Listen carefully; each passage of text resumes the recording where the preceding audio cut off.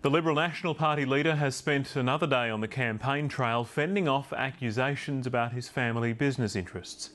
Campbell Newman says his finances comply with the current ministerial guidelines, and Labor's ongoing attacks are a distraction tactic. Campbell Newman flew into Conservative heartland in Kingaroy, but he couldn't escape Labor's attacks on his personal finances, like whether, if elected, he'd comply with the current rules for members of Cabinet, which state ministers must, within 1 month after taking office, divest themselves and otherwise relinquish control of all shares and similar interests. I don't own any shares. I don't own publicly listed company shares, and that's what the Cabinet handbook says. But the government says Mr Newman's financial disclosures show a company he's a shareholder in owns shares in a mining company and Woolworths.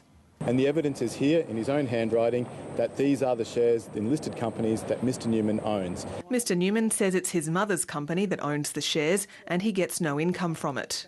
From everything I've seen, there is no requirement to change anything under the current rules. You're either a minister or you're a share trader. You can't be both. And for the person who wants to be Premier, they need to make sure that they divest themselves of these conflicts of interest. Mr Newman says if he and his wife do need to make changes, they will. Elisa and Cam will comply with the Cabinet handbook. It's as simple as that.